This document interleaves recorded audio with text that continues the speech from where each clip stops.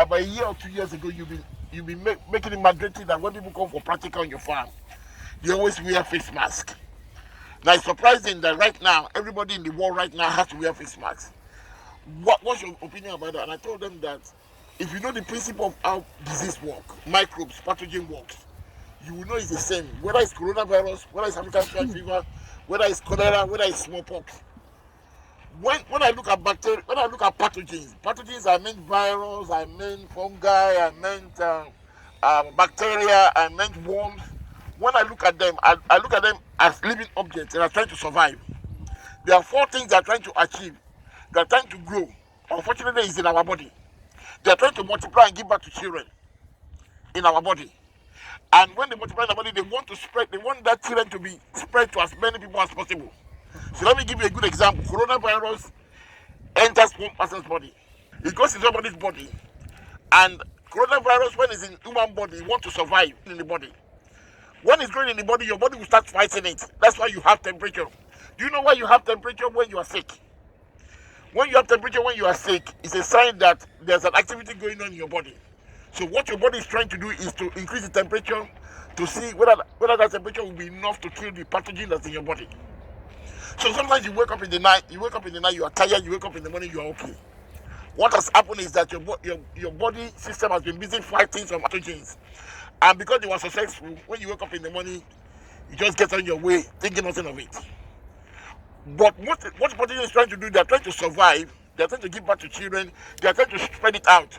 So in terms of coronavirus, when they are produced a lot in your body, they go to your coughing mechanism. They tap into it so you can cough. So when you spread it out, when you cough out, the children can go to another person and start multiplying. And that's how coronavirus have thrived a lot in our time. The same thing with African swine fever. African swine fever operate different. It's the same principle. African swine fever will affect your pig. When they affect your pig, they will make sure they will disturb the internal of your pigs. But to spread, they will go to the skin of your pig and form lesion. So that when another animal touches it, or when you go and touch that animal, or when the buyer touch the animal in your farm, he has touched the lesion. If you go to another farm, he doesn't know what he's doing, but the bacteria knows that the trouser of a pig salesman is a good transport journey to move from one human being to another human being. The same thing happens when you have malaria. Mosquito is not what causes malaria. It's the blood. It's what's inside the blood that mosquitoes suck that cause malaria. So let's say mosquito suck and there's malaria in my body. The malaria is growing, it's making me sick. But you know that the objective, most of the time, the plan of the bacteria in our body or pathogen is not to kill us. It's just to weaken us. So when we die, it doesn't pay them because die as the host, they're going to die. So their goal is that before they die, they try and spread it around as much as possible. So how do you prevent it? Knowing this, how do you prevent it as a farmer on your farm? You make sure that when people come to your farm, first of all, if you can't buy all these clothes, this is for demonstration purpose. You will not be able to buy it for every customer that comes to your farm. But the minimum I will expect from you is that you have a food dip. We know what a food dip is. Food dip is a little gap you created and you put disinfectant into it. Before they come to your farm, they step into it of making sure that protect you, that protect the farm. Not necessarily you, but protect the farm. 2, there are the areas that bacteria spread in your body through the leg when you walk in it, through your body. So I don't know, to make sure that you're not carrying anything in your body, I don't trust you. So that's why I have to cover you up so that to make sure we remove all chances. The whole idea is to make sure that the farm is not exposed by the reason of what's been here. So on your farm, how do you apply that on your farm? I hope you guys are listening. Yeah. How do you apply that on your farm? Only people that are supposed to come to your farm should come to your farm. You are not a zoological garden. You are not where people go and look at animals. I'm telling you, apart from what I distress this pig, that is not your goal. Your goal is to keep your animal. Only people that need to go in, because you can't be wearing white clothes for everybody that want to come in. So you should restrict people that come to your farm. That's how you put the clothes in. The next thing you do is you put I said your hand is another avenue through which you can spread diseases. Now, but I won't expect big farmers to be buying gloves every day. So what I expect you to have is that you have at least a sanitizer or hand wash. People wash their hand before they go into your farm. But the most important thing is that make sure only people, when buyers come to your farm to come and buy pigs, you restrict them. You don't just allow them to be wandering around your farm. Your farm is very big. No, that's not their business. The pigs that they want to buy, you keep them in one place. You understand what I'm saying? Is that very clear? Good. Take it.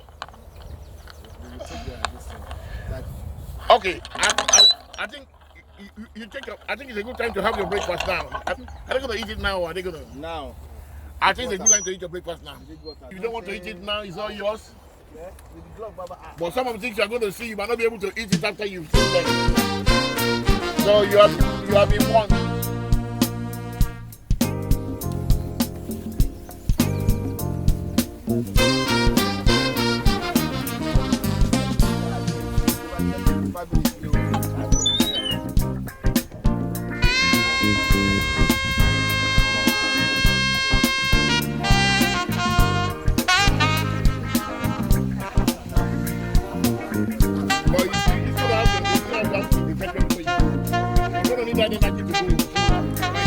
I assure you, by the time I finish with you, all the food you are eating now, you have finished that. So drink water, something, then we go.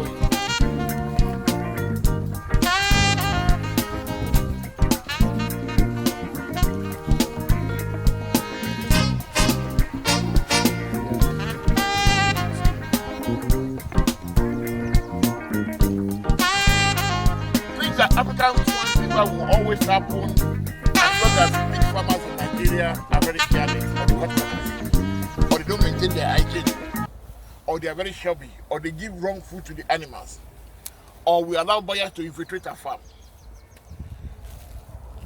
So you guys don't have farm now, you're very lucky, so you're not participating in this. But I can tell you, if you stay long in this business, at some point, I'm not going to lie to you, this is a profitable big farming training. If you stay long in this business, another one will meet you here. This is my second one.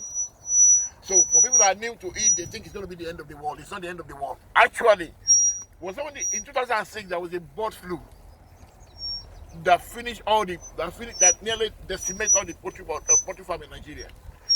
When it finishes, 2006 was when I first one came back to Nigeria and started poultry. Because I've learned to realize that life is a cycle.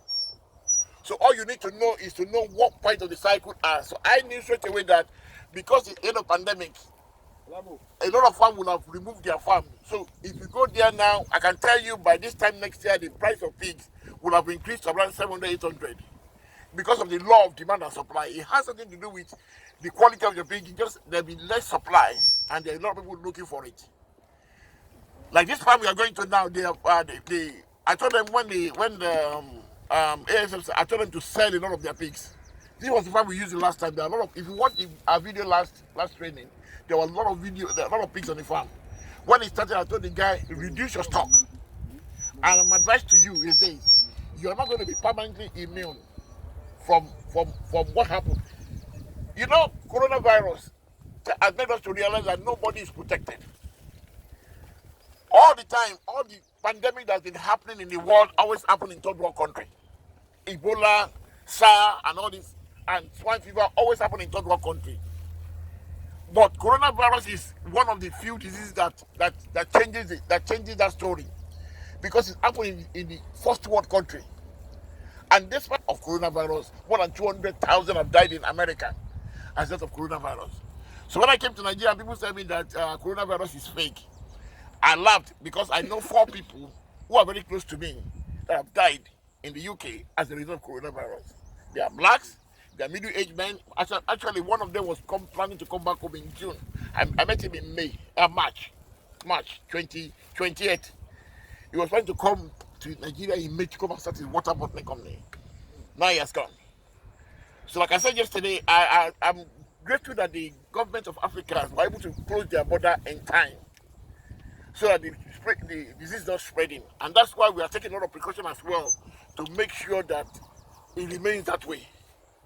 So why am I saying? I'm saying this, that wherever you are as a pig farmer, at some point, if you stay long enough as a pig farmer, African swine fever is going to meet you there. But how you deal with it is that immediately there's a stock you hear that is around, reduce your stock straight away. Reduce any unnecessary stock. That's when the time start expanding. and wait for it to fizzle out. Reduce your buying of feed, where you buy your feed. Reduce as much as possible any outside contact to your farm. Feed, like I said, I was talking about hydroponics. That's when you need hydroponics more, because that means you can even shut your door. Because in the coronavirus, I was told there's no movement. So how did you guys how will people bring feed to their farm? They have to explain and bribe police. No, they give waivers to farmers. They gave, Essential yeah, the government did that, but the police did that. No. We have this certificates pass they give us from government. So once we show it to the police. Which area will you show it to the police? Islam without naira. Ogun State. How much did you buy your license for? Nigeria police. No, they just spread it.